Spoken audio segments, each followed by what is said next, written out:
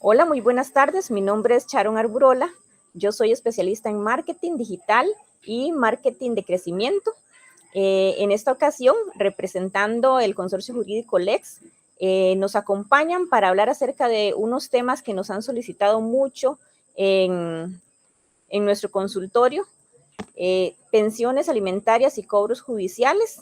Nos acompañan dos profesionales. El primero que les voy a presentar es el licenciado Esteban Chávez Huertas, abogado y notario público, exfuncionario judicial en materia civil, especialidad en Derecho Notarial y Registral, especialización en Derecho Laboral, estudiante de maestría en Resolución Alterna de Conflictos en la Universidad de Valencia, España. Bienvenido, licenciado. Buenas tardes a todos. Un gusto estar por acá para hablar un poquito de derecho y contestar las dudas que tengan. Gracias, licenciado. Seguidamente me gustaría presentarles al licenciado Yankey Guzmán Castillo. Él es licenciado en Derecho con especialidad notarial y registral, especialista en Derecho Penal con más de 5 años de experiencia como abogado litigante. Muchas gracias y bienvenido, licenciado Yankey. Puede levantar el micrófono. Muy buenas tardes, muchas gracias Sharon y todos los participantes. Estamos acá hoy para hablar un poco de derecho, para sacar las preguntas más comunes que tiene la comunidad y pues compartir un poquito de lo que nosotros sabemos. Gracias, Yankey. Primeramente, compartirles un poquito de la dinámica que vamos a tener hoy. Tenemos un link externo para que puedan hacer sus consultas, porque la idea es que si alguna de sus consultas no se puede resolver acá, poder posteriormente contactarles y hacerles llegar la información, ya sea por teléfono, ya sea por correo electrónico. Entonces, me permito compartirles el siguiente enlace. Pueden ya sea escanearlo con su celular o pueden escribir estas palabritas que están aquí abajo, bit.ly/lexcg, CJ, perdón, en mayúscula. Entonces, aquí vamos a estar recibiendo, yo voy a estar monitoreando, velando que no se repita ninguna de las consultas, ¿verdad? Y resolviéndolas aquí en vivo con los profesionales. Primeramente, iniciaremos con el tema más sonado, que es el de pensiones alimentarias. El mismo va a ser desarrollado por el licenciado Yankey Guzmán Castillo. Y adelante, Yankey. Cuéntenos un poco. ¿Por dónde empezamos con este tema? Bueno, muchísimas gracias.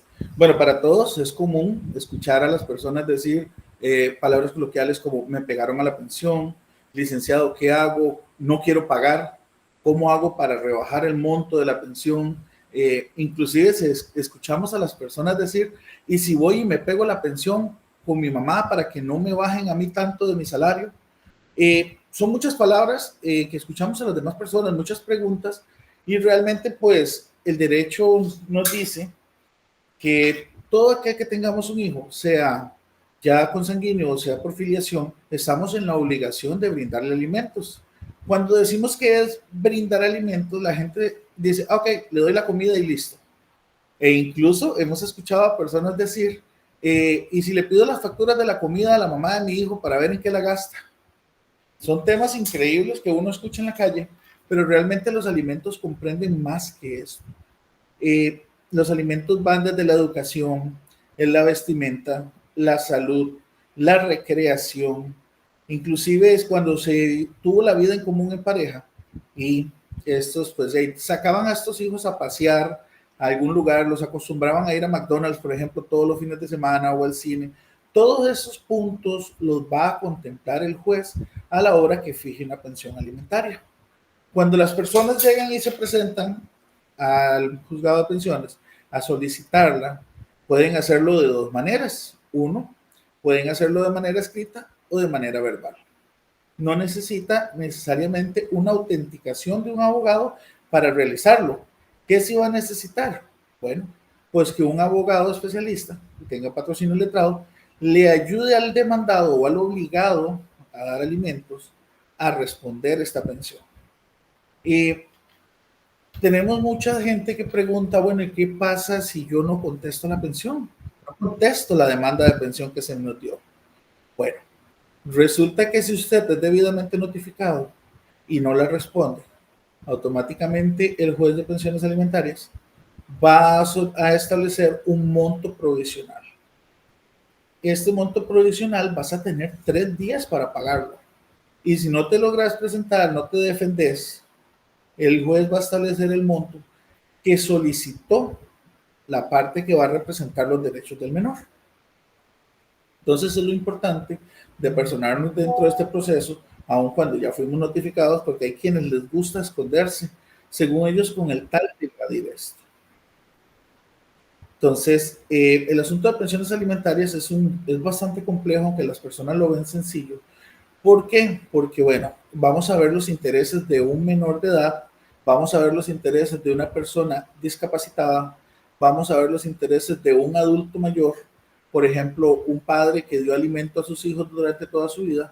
Este va a tener pues el derecho de solicitarle a sus hijos una pensión alimentaria cuando este ya está en una edad o tenga alguna enfermedad que le impida a este poder ver por sus necesidades.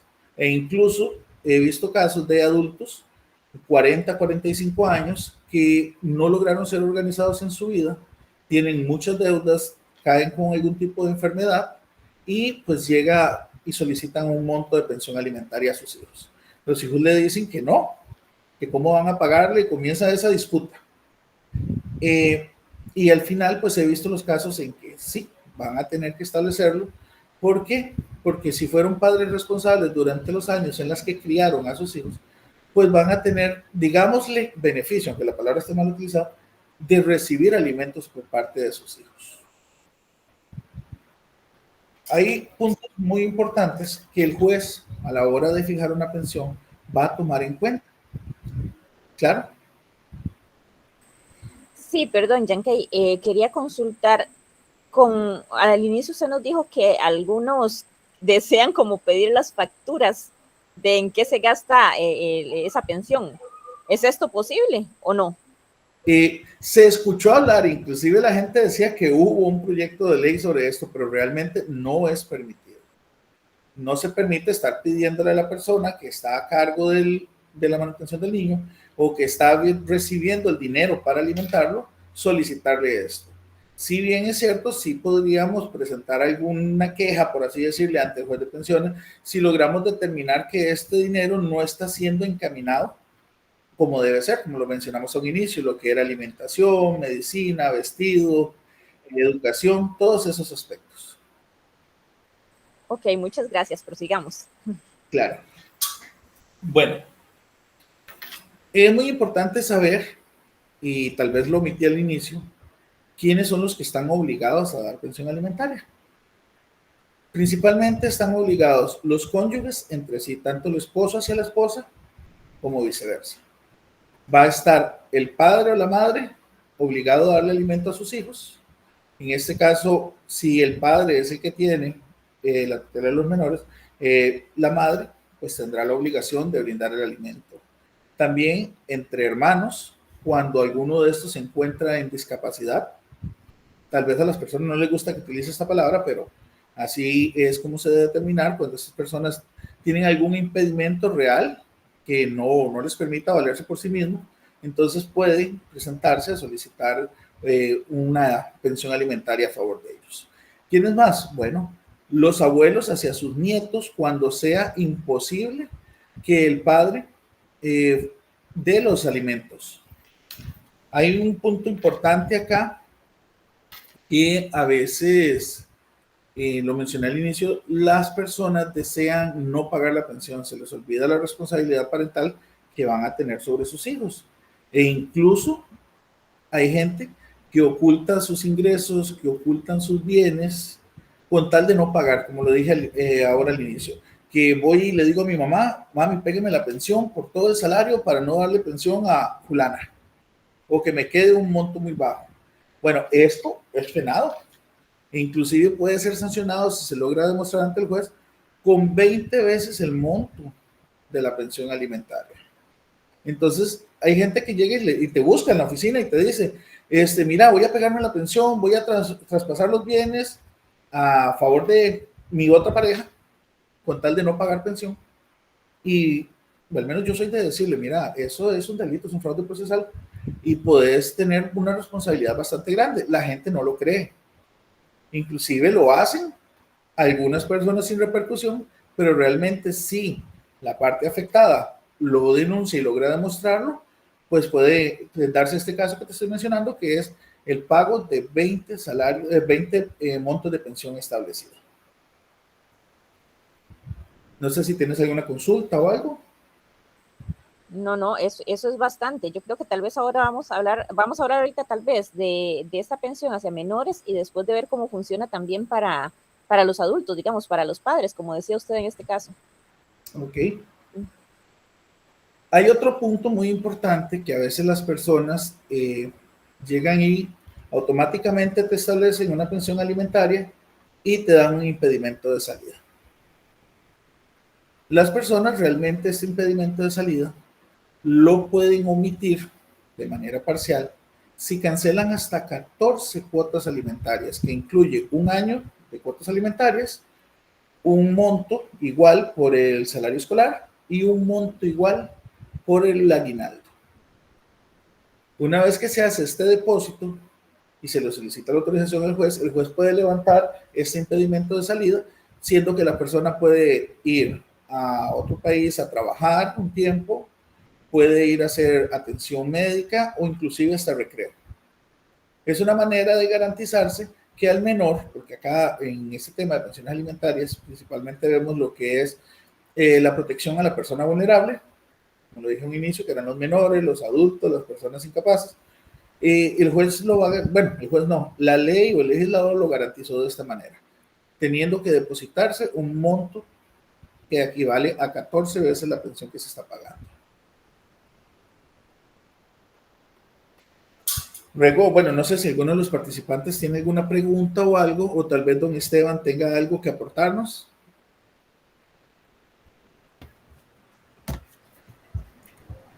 No, poco que aportar. Está muy bien desarrollado el tema por el colega Yankey. Excelente. Cualquier duda con el compañero Yankey. Gracias. Vamos a permitir el acceso, más personas se nos van uniendo. Para las personas que se nos han unido después de que coloqué por aquí el enlace, les recuerdo, voy a ponerlo nuevamente. En este enlace pueden hacer sus consultas escritas para que si no nos da tiempo de resolver todas las dudas, podamos hacerlo también a través de correo electrónico o por teléfono. Ya que hay, mientras tanto, una pregunta. Si yo tengo más hijos, si un varón, por ejemplo, usualmente la pensión, ¿verdad? Es al varón, ¿verdad? Pues si tiene más hijos de los que pueda mantener con una pensión, ¿qué se hace? Por ejemplo, tiene 4 hijos, ¿verdad? 4 mujeres que le están poniendo la pensión o una mujer para los 4 hijos, ¿verdad? No le alcanza su salario, trabaja tal vez en algo que recibe muy pocos ingresos. ¿Qué procede? Ok, acá entra lo que es la responsabilidad parental primero que nada. O sea, usted debería tener los hijos que pudiera mantener, primero que nada. Segundo, el juez siempre le va a garantizar al menor de edad o a la persona que en este caso necesite los alimentos que sean recibidos. No puede decir usted o alegar que porque no tengo trabajo no voy a pagar pensión, porque tengo algún tipo de enfermedad o discapacidad y recibo solo una pensión del Estado o una pensión por invalidez y no voy a pagar pensión. No. O sea, siempre vamos a tener que dar alimentos. Hay personas inclusive que llegan y dicen, mira, licenciado, ¿y qué tal si le pedimos permiso al juez para pagar en tractos lo que debo? Y eso por lo general, más bien yo les contesto lo siguiente: si no pudiste pagar el monto de pensión que se te solicitó desde un inicio y se te fue impuesto por el juez, ¿cómo vas a pagarlo en tractos? ¿Qué significa esto? Que vas a tener que pagar siempre la misma mensualidad establecida y se te va a dividir en tractos lo que tenés atrasado. Es decir, que si te pusieron un monto de 100,000 colones y tenés $500,000 de colones atrasado y vas a decirle al juez que lo querés pagar en 5 meses, ya no vas a tener que pagar 100, vas a tener que pagar 200 mensuales. Y es acá donde yo le digo a las personas obligadas a dar alimentos, paguen a tiempo lo que tienen que dar. Den los alimentos a sus hijos o a su esposa o a quien tengan que darlos, con quien fueron obligados, a tiempo. No se dejen vencer. ¿Por qué? ¿Qué pasa cuando usted no paga?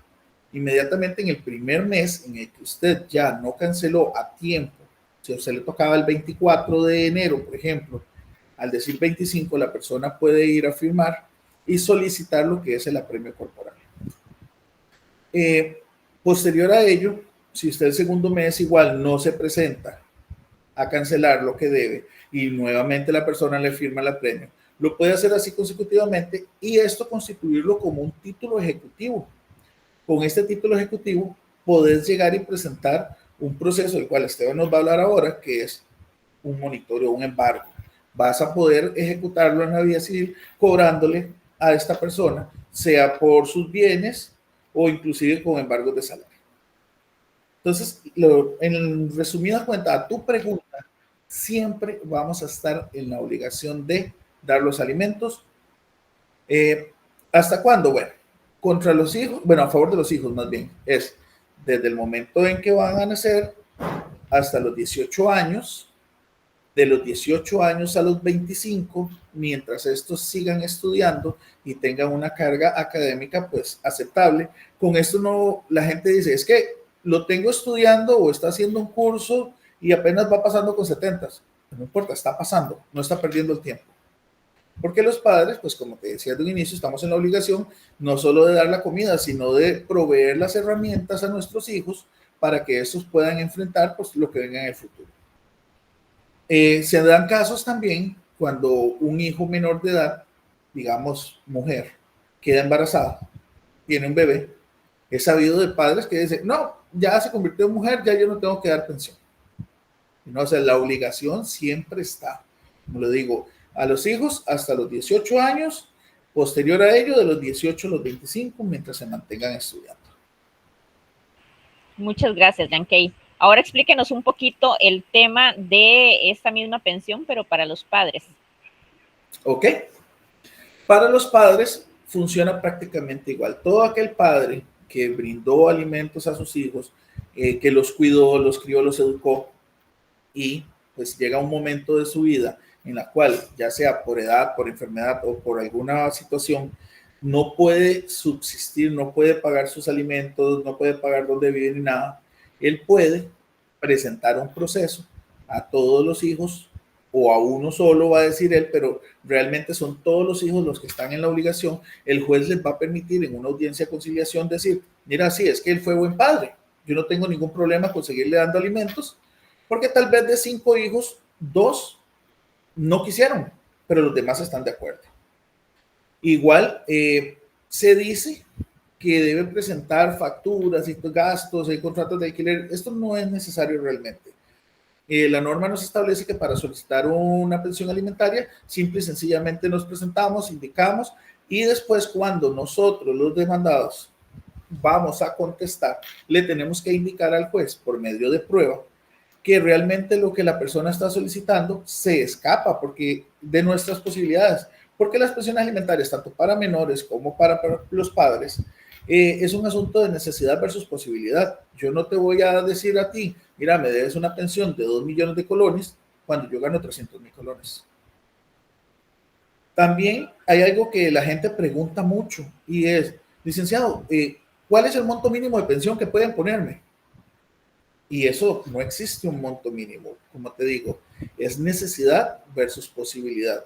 Son las necesidades que tiene el menor, las necesidades que tiene el padre, que en algún momento cuidó de sus hijos, y la posibilidad que tienen sus hijos de darle sus alimentos. No sé, ¿tienes otra pregunta? Ok, entonces esto es como un debate, digamos, yo digo que mi hijo necesita ir a clases de piano los fines de semana, por ejemplo, y que luego clases de natación y que además el colegio privado que le estoy pagando y que además recibe un tratamiento porque tiene, no sé, epilepsia, por ejemplo. Yo considero que ese padre lo puede pagar, ¿verdad?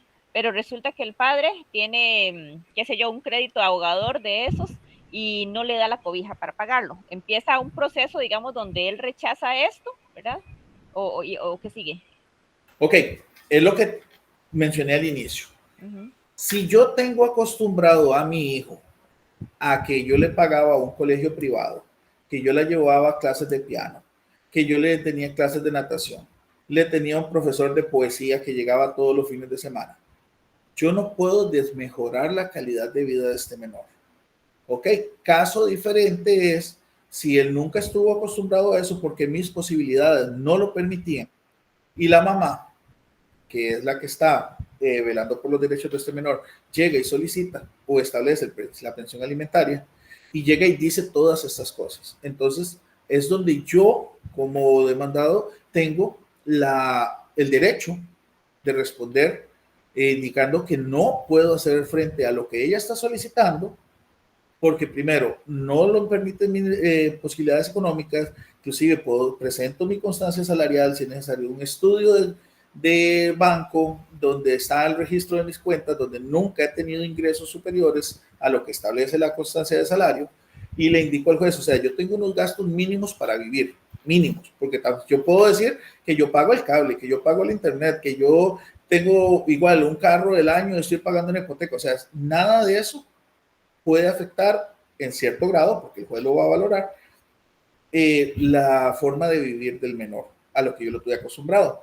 Mencionaste lo de epilepsia, eso es aparte. Si el menor tiene algún tipo de enfermedad o a lo largo de su vida se le presenta, existen mecanismos en el cual quien representa los derechos de este menor puede solicitar un pago extraordinario de lo que son esto que necesita. Por ejemplo, del menor apareció con problema a la vista y le dijeron que tiene que usar lentes y los lentes le van a salir carísimos porque también hay que hacer una cirugía. Entonces yo con las facturas pro forma digo y le digo al señor juez, mira, yo necesito que el papá de mi hijo colabore con esto. Y pues va a estar en la obligación de dar el 50% de esto. Porque es algo totalmente extraordinario. Si bien es cierto, no lo tenía cuando vivía conmigo, pero es algo que tampoco se provocó, no se esperaba. Ok, muchas gracias, Yankey. Otra consulta que nos hacen aquí respecto a los padres de familia, digamos, si se demuestra que ese padre de familia nunca ayudó a su hijo durante su crecimiento o así, ¿qué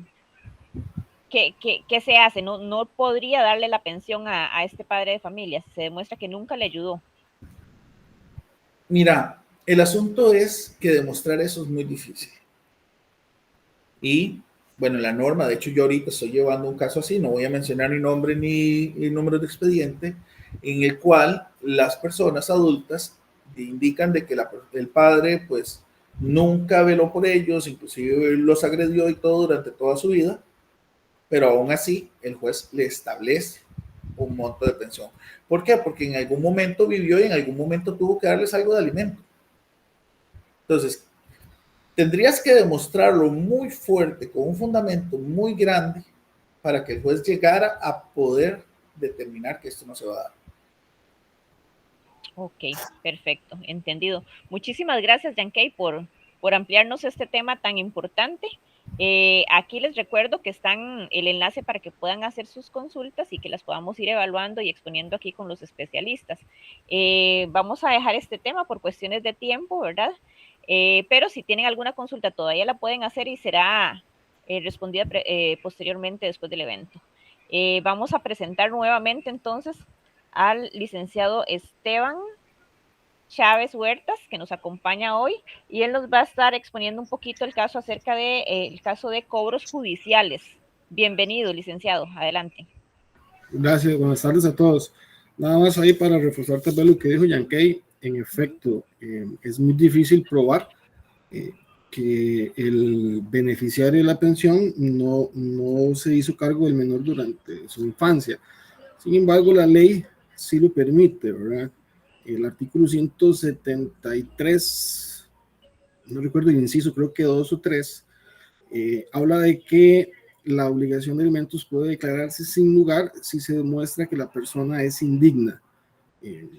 Hay un fallo de la Sala Constitucional de marzo del 2009 que establece que cuando se alega la indignidad dentro de un proceso de pensión alimentaria, se debe tramitar en el mismo expediente. Entonces, sí es difícil de probar, pero es una opción que está, ¿verdad? Tiene que ser contundente en este caso. Ok, perfecto. Muchísimas gracias por la aclaratoria. Continuamos. Listo, gracias. Bueno, yo voy a hablarles, me pidieron que hablara un poquito sobre cobro judicial. Yo cuando me toca hablar de esto siempre inicio tratando de corregir lo que en algún momento se dijo en algún programa de televisión y que ha provocado que la gente se confunda. Las deudas no prescriben o no se terminan o no se extinguen por el paso del tiempo. El paso del tiempo es uno de los 3 requisitos que tiene. A veces la gente malentiende y dice, bueno, me notificaron de una demanda de cobro judicial, pero ya tiene 8 años, entonces ya está prescrita y no hago nada, lo dejo ahí, y se lleva una mala noticia que evidentemente mientras usted no alegue la prescripción, la deuda no prescribe. La deuda no puede prescribir de oficio porque el Código Civil establece que la prescripción nunca es de oficio, siempre es a solicitud de parte. Entonces, si yo sé que tengo una deuda de más de 5 años y me notifican, tengo que buscar un abogado para que me revise el expediente y ponga la excepción de prescripción. Esa excepción tiene 3 requisitos fundamentales. El paso del tiempo, que para algunas obligaciones es de 4 años, para otras obligaciones es de 10 años, y así sucesivamente, dependiendo del título ejecutivo que se tenga. Es el paso del tiempo, la inactividad del actor y la solicitud del deudor. O sea que mientras la deuda no se solicite o no se le interponga la excepción de prescripción, no va a prescribir. Entonces, eso es lo primero que tenemos que tener claro, pues la gente lo confunde mucho de vez en cuando. Segundo, ¿qué puedo hacer si estoy en un proceso de cobro judicial? Lo primero es asesorarse con un abogado. Lamentablemente hay muchas personas que se asesoran con alguien que no es abogado y terminan haciendo peor el asunto. Hay 2 maneras de extinguir una obligación y una manera de ganar tiempo para que se cumpla el tiempo de extinguir esa obligación. Entonces, la primera que tenemos es la prescripción de capital e intereses. Eso es exactamente lo que les acababa de decir. Cuando pasan 4 años, no hay notificación, no hay ningún tipo de interpelación judicial y lo hacemos constar. La otra es, el fundamento de eso es el 984 del Código de Comercio. Después de eso tenemos la prescripción de sentencia, que no sé por qué hay mucho desconocimiento sobre este apartado, pero existe. Eso quiere decir que si me notificaron y han pasado 4 años desde la última vez que el actor gestionó en el expediente algún impulso procesal, yo puedo solicitar la prescripción de la sentencia y eso también extingue la obligación. ¿Qué quiero decir con que extingue la obligación? Con que el proceso se acaba. Ya la deuda no se tiene que pagar y listo. Y la otra es una figura que nace a partir de 2018 con la entrada en vigencia del nuevo Código Procesal Civil, que es la caducidad del proceso. La caducidad del proceso no extingue la obligación como tal, acaba con el proceso.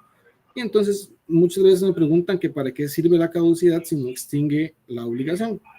La caducidad tiene para los procesos monitorios o cobratorios, tiene una serie de requisitos, que pasen más de 6 meses sin que se gestione el expediente, que haya embargo practicado, o sea, que le hayan embargado una propiedad, le hayan embargado el carro, que le hayan embargado el salario o que le hayan embargado una cuenta. Son más de 6 meses, o sea, es a partir de los 6 meses y un día. Cuando yo pido la prescripción, la caducidad del proceso, eso me va a hacer ganar tiempo. ¿Por qué? Porque a nivel cobratorio existe una mora judicial que va entre los 8 a los 14 meses. Entonces, si mi deuda tiene 2 años y yo puedo poner la caducidad del proceso, mientras el juzgado de cobro me revisa el expediente, le da traslado a la otra parte y da un fallo, posiblemente van a haber pasado 2 años. Entonces, a los 2 años que ya tenía la cuenta de no pagarse, le vamos a sumar los 2 años que van a tardar en dejarme en firme la resolución de la caducidad, y ya después, si el acreedor presenta de nuevo un proceso de cobro judicial, pues podemos presentar la prescripción. Principalmente esas son las figuras que existen. Dentro del proceso de cobro judicial hay otras variantes que se tienen que tomar en cuenta, principalmente la legitimidad que tiene el actor. ¿Qué quiero decir con eso? A veces nosotros tenemos una deuda con Credomatic, con Goyo, con Monje, y nos damos cuenta que nos empiezan a llamar de alguna gestionadora, por lo general gestionadora de créditos, que es la más normal, o OPC. El Código de Comercio establece que esa venta de la cartera de crédito o esa cesión del crédito se le debe notificar al deudor. Y estas, vamos a llamarlas garroteras, nunca lo hacen. Entonces, otra forma de extinguir el proceso, no la obligación, es presentarse o contestar a la demanda, poner una excepción de falta de legitimación activa y pasiva. ¿Qué quiero decir con esto? Que la gestionadora no me puede demandar a mí porque yo no le debo a ella, le debo a otra persona, y como no he sido notificado de esa cesión o de esa venta del crédito, no tiene la capacidad legal para demandarme. Entonces, principalmente esos son los puntos que siempre toca un cobro. Ahora, con los embargos, porque también he notado que hay varias dudas con los embargos. Cuando yo estoy embargado, es porque a mi patrón le llegó un oficio que dice, embárguele a Esteban Chávez hasta 1 millón. Las personas a veces piensan que cuando se cumple o cuando se suma 1 millón de colones en los embargos, el proceso se acaba. Y no es así. ¿Por qué? Porque este primer embargo que sale con un 50% más del monto por ley para cubrir intereses futuros.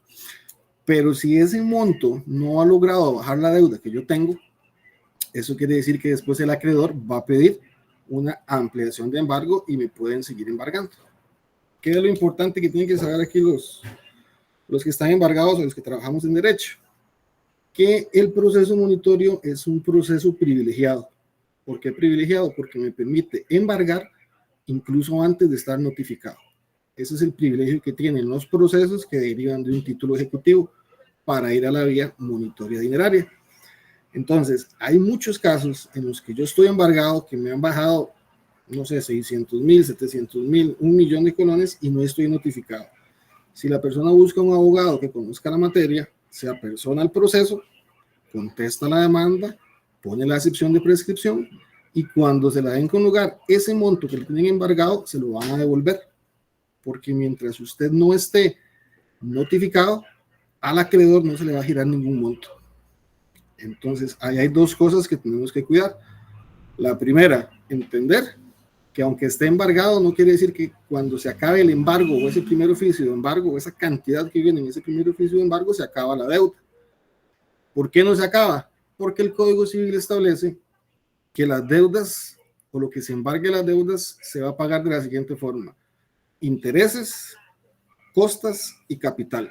Y entonces, si yo tenía que pagar una cuota de 125,000 y me embargan una octava o una cuarta parte del salario, que es lo que dice el Código de Trabajo, digamos que me embargan 30,000, esos 30,000 no van a pasar de los intereses. Y entonces, a pesar de estar embargado, voy a deber más cada día, porque van a seguir liquidando y liquidando y liquidando intereses. Entonces, cuando a usted le llega un embargo, cuando a un cliente le llega un embargo, lo primero que hay que hacer es revisar ese expediente judicial para ver si se puede pedir la prescripción de capital, y si no se pudiera, también hay que revisar para pedir la prescripción de intereses, porque la prescripción de intereses no necesariamente va relacionada con la prescripción de capital. A mí me pueden haber liquidado 5 años de intereses. Si yo no me opongo, como les decía al principio, la prescripción no es de oficio, entonces si yo no me opongo, el juzgado los va a dar con un lugar, pero yo me puedo oponer a esa prescripción, a esa liquidación de intereses, que los intereses prescriben al año, no a los 4. Ese era el otro tema que tenía, y no sé si me quedaba algo pendiente, me había pedido Yankey, o si alguien tiene alguna pregunta, con todo gusto. Sí, veo que nos va a quedar un espacio para poder abrir algunos micrófonos, pero antes de eso tenía 2 consultas. Primero, por ejemplo, no sé, le debo a Importadora Monge. Resulta que me llama alguien que dice que Importadora Monge lo puso como a cobrar, ¿verdad? Si yo ignoro estas llamadas, empiezo a decir, no, ya yo sé que no pueden poner a nadie, porque que tiene que ser directamente Importadora Monge, por ejemplo, el que me llame a mí a cobrarme los sillones que debo, por ejemplo. Y yo a los 8 años, por ejemplo, digo, ya tengo 8 años de deberle, siempre me está llamando gente que no son ellos, puedo decir aquí que ya, o pedir la prescripción de esto, algo así. ¿Eso se puede? Yo hace algún tiempo había preparado un guión para las personas que están en cobro judicial, porque estas gestionadoras suelen llamar por teléfono y decir, mire, le vamos a embargar la casa, que no está a nombre suyo, pero como usted está casado con esa persona, le vamos a embargar la parte ganancial. Escuché eso, escuché que le vamos a embargar el salario a su hijo, escuché que le vamos a pedir ¿cómo era que decían? Espérese, le vamos a pedir a la embajada americana que no le dé la visa, le vamos a decir a su patrono que lo despida porque tiene cobro judicial. Nada de eso es válido. Eso lo tienen que tener claro. Y no existen las notificaciones por teléfono ni por correo electrónico. Tan sencillo como eso. Las notificaciones son de 3 formas. Por medio de la Oficina de Comunicaciones Judiciales, que es un funcionario del Poder Judicial que lo llega a notificar, por medio de un notario público o por medio de correos de Costa Rica. Esas son las únicas 3 formas que los van a notificar la primera vez. A partir de que lo notifican la primera vez, si ustedes no contestan y no ponen un medio para recibir notificaciones, van a quedar notificados de cualquier resolución 24 horas después de que se dictó. Ok, entiendo. Y yéndonos un poquito al inicio, ¿qué tiene que pasar para que algo pase a cobro judicial? Tener una deuda y que esa deuda sea líquida y exigible, o sea, que tenga un día de atraso. ¿Con solo eso? Con solo eso. Wow. Y recuerden, también eso es otro que me hace mucho, que me dice, bueno, pasaba mucho antes, ahora no tanto. Me dicen, vieras que yo soy fiador de Yankee, pero yo firmé que yo era el segundo fiador y me están rebajando a mí. No existe ni primero ni segundo. En todo lo que son títulos ejecutivos, los deudores son solidarios. Es una potestad del acreedor decidir a quién le cobra. Y si, por ejemplo, voy a poner de ejemplo a Yankee, ¿verdad? Que es el creador de este webinar. Si Yankee pidió el préstamo y yo le serví como fiador y resulta que Yankee no tiene trabajo, a mí me lo van a cobrar todo. O si Yankee tiene trabajo y gana muy poquito, el acreedor decide, no, le voy a hacer el proceso a Esteban y le voy a pedir el embargo a Esteban. Entonces, no hay nada que lo libere de eso, porque todas las obligaciones provenientes de títulos ejecutivos son solidarias. Y podría pasar que, por ejemplo, en el momento del embargo yo cambie de fiador o yo diga, yo ahora, tal vez, no sé, soy un hermano que tengo, ya no tengo trabajo y entonces van a embargar a mi hermano que tiene 4 hijos, pero mi hermano que no tiene hijos está dispuesto a ayudarme con esa deuda. ¿Podría hacerse ese cambio? No necesariamente, se le puede proponer al acreedor, pero el acreedor es el que decidirá si se hace algún tipo de cambio, ¿verdad? No hay forma, si yo ya firmé que soy fiador, voy a ser fiador. Okay. Si le ofrezco otro fiador al banco o al acreedor, pues será decisión del acreedor, pero difícilmente porque el título ejecutivo como tal lleva la firma de los fiadores que son. Ok, perfecto. Veo que ya tenemos activado el chat para que puedan escribir aquí mismo. Tenemos un espacio para algunas preguntas. ¿Algún grupo de WhatsApp para consultas? Vamos a ver, permítanme un momento. ¿Algún grupo de WhatsApp para consultas o machotes para que por favor incluyan? Claro que sí, con mucho gusto voy a anotar por aquí su número, Jesús, para contactarle posteriormente y que nos pueda hacer sus consultas. Sin embargo, les comento que en ese enlace que está arriba, bit.li/lexcj, pueden hacer su consulta inclusive en este momento y los profesionales van a contestarle en vivo. O si no, podemos responderles posteriormente por correo electrónico o por teléfono. 8970. Ok. Aquí tenemos activo el chat si desean hacer alguna consulta o si alguien desea que se le dé la palabra también, con mucho gusto. A lo mejor estamos omitiendo algún detalle importante de esto. Ok, nos dice aquí Cristian.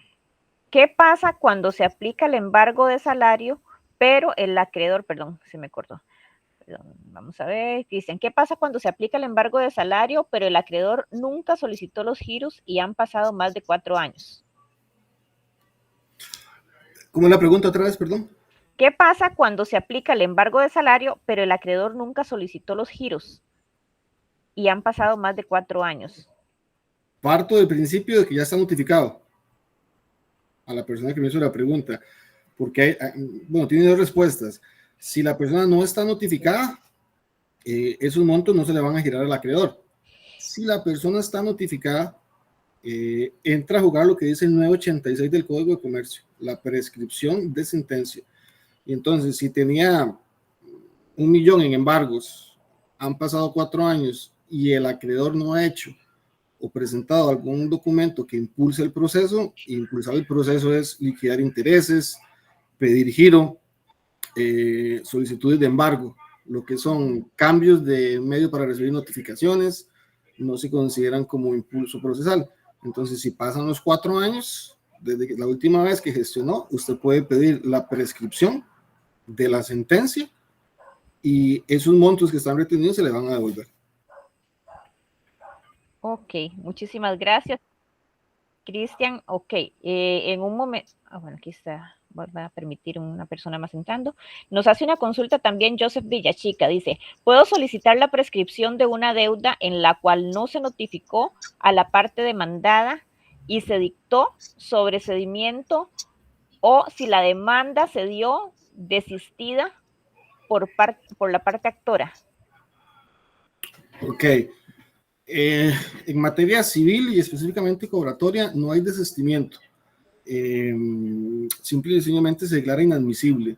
Si presentaron una demanda y esa demanda por no haber cumplido una prevención o por no haber aportado los documentos que requerían, el juez la declara como inadmisible, no puedo tramitar sobre ese expediente.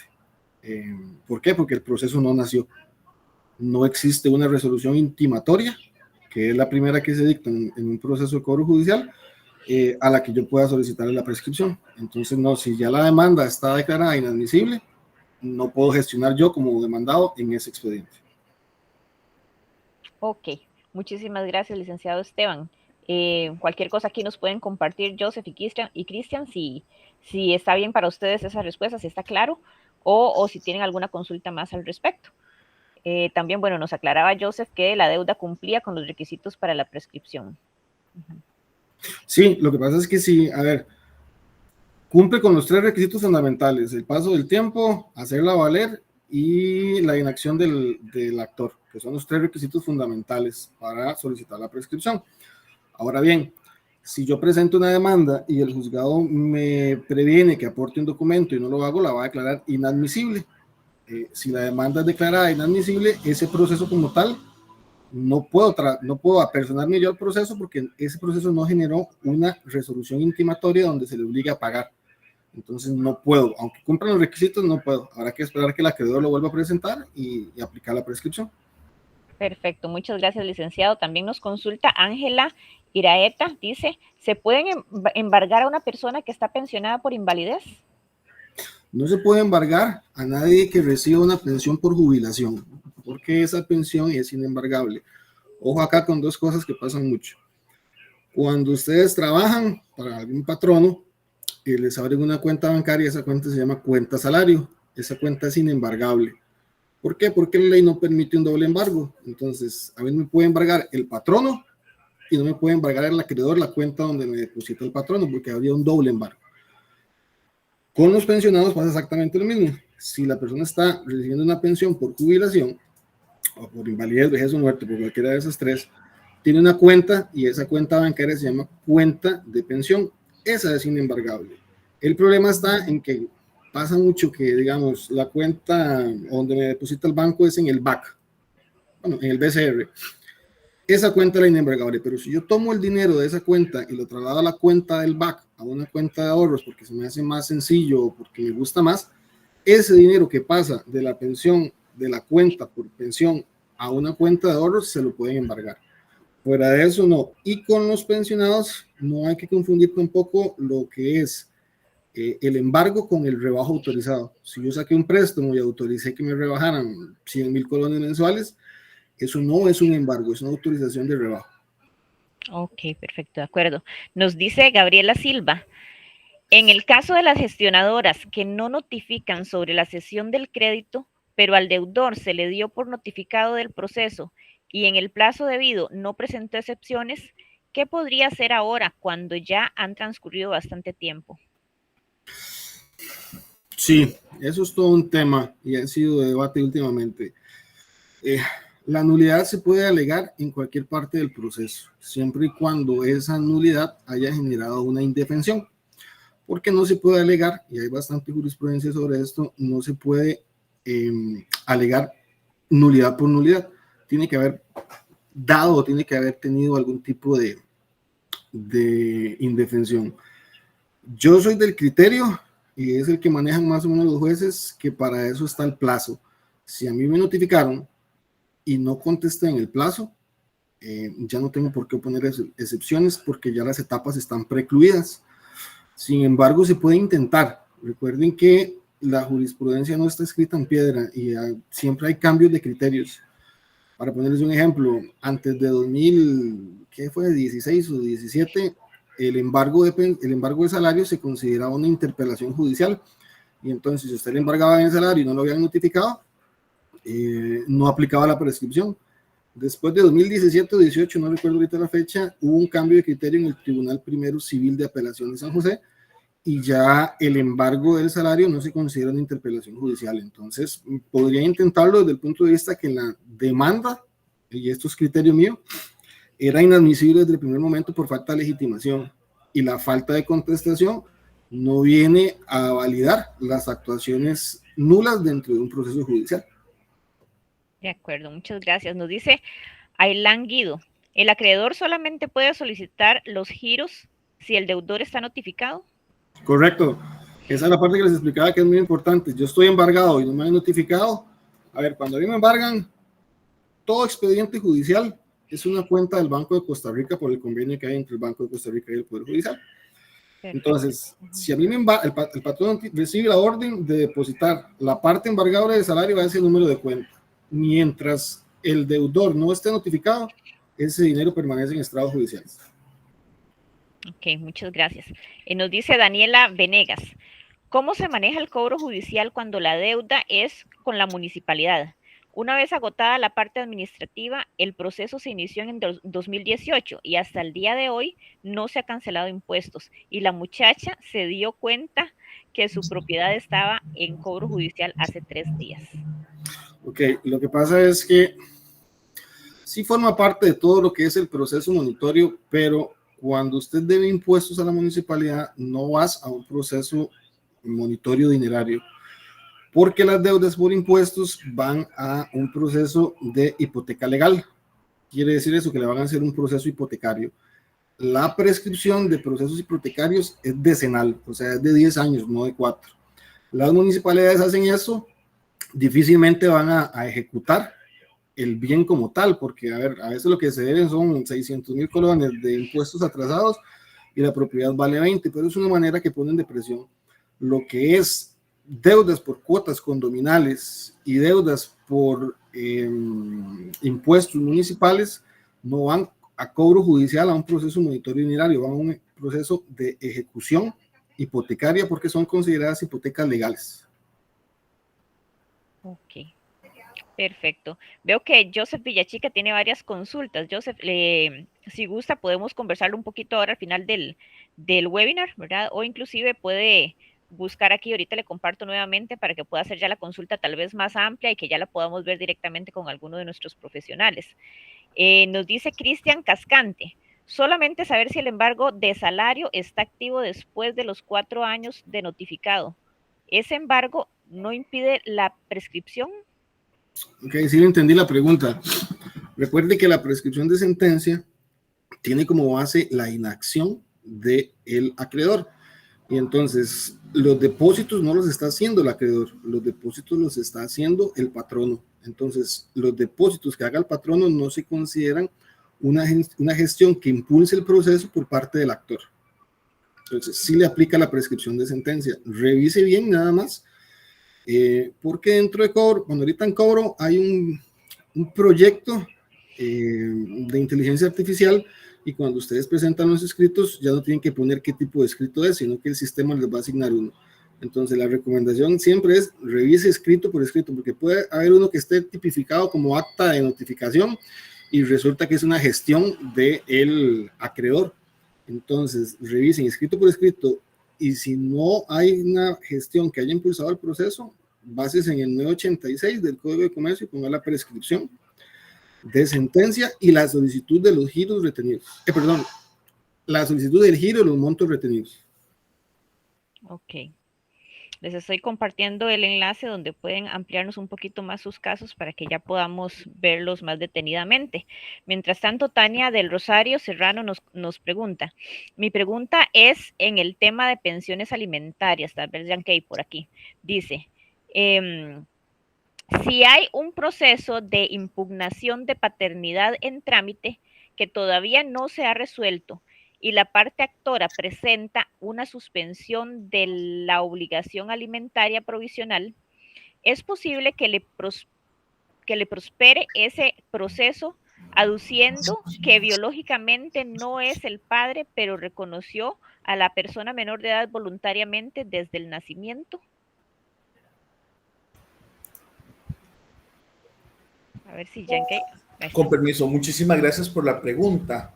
Bueno, desde el momento en que se reconoce a la persona, sea hijo biológico o por filiación, estamos en la obligación de brindar los alimentos.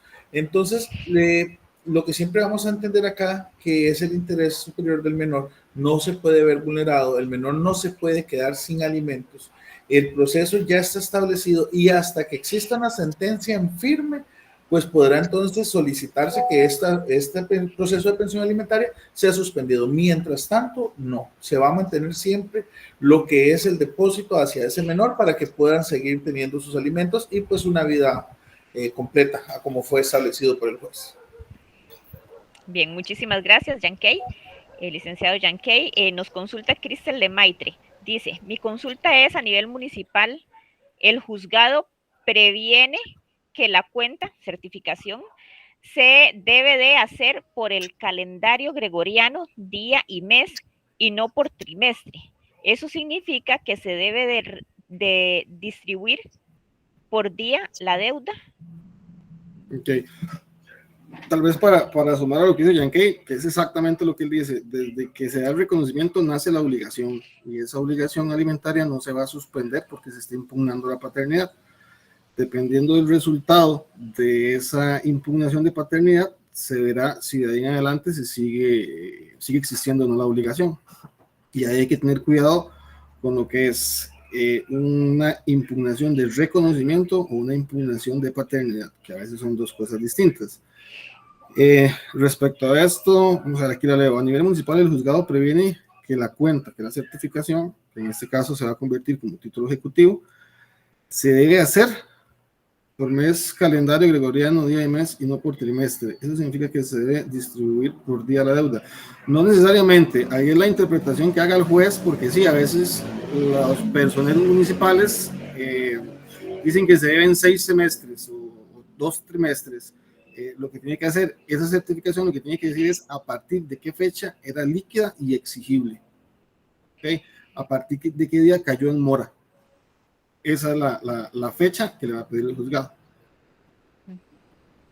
Ok, perfecto. Vamos llegando entonces al final de nuestro webinar. Muchísimas gracias a todos los que han participado. Sé que nos acompañaron hoy bastantes colegas aquí, a Yankey y a Esteban Chávez. Muchísimas gracias por la disposición, sobre todo por hacer esto de manera gratuita. Creo que una comunidad informada, ¿verdad? Toma las decisiones cantando en la ducha. Una vez leí eso, ¿verdad? Que cuando uno ya tiene toda la información y la formación, ¿verdad? Es muchísimo más fácil tomar las decisiones con antelación, ¿verdad? Saber a qué nos atenemos, ¿verdad? ¿Qué debemos hacer? ¿Qué debemos evitar? ¿Verdad? Y bueno, gracias a que hay esta serie de problemas, ¿verdad? De detalles que ajustar, es que existen los abogados, ¿verdad? Y nos ayudan montones. No sé si les gustaría darnos unas palabras de cierre antes de irnos. De mi parte, agradecerle a Yankey la invitación que me hizo y siempre al servicio de quien requiera, con todo gusto. Muchísimas gracias de verdad, licenciado, por haber aceptado, Sharon, por habernos ayudado a organizar, y a todos los que estuvieron presentes, muchísimas gracias por darle movimiento a este webinar, que era para todos ustedes. Perfecto, recordarles que el Consorcio Jurídico Lex está activo en redes sociales. Tenemos varios abogados también que nos pueden ayudar a evacuar sus dudas. Por favor, sigan estando atentos a la información que enviamos ahí, porque queremos, este es solo uno de los webinars de una serie, ¿verdad? Que deseamos sacar, ¿verdad? Para que la comunidad, como decía yo, esté informada. Muchísimas gracias a todos. Sí, Ahí Esteban. tal vez, si me permite nada más, a don Joseph Villachica, dice que tenía varios vacíos en el tema de cobro judicial. Si le quedó alguna pregunta, tal vez con la administradora, cuando Sharon la hace, y se la contestamos con todo gusto. Con todo gusto, Joseph.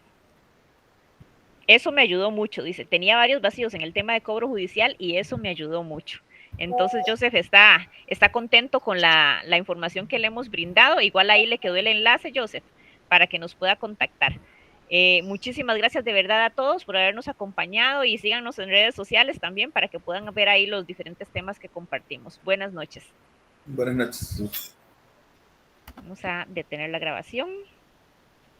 Uh-huh.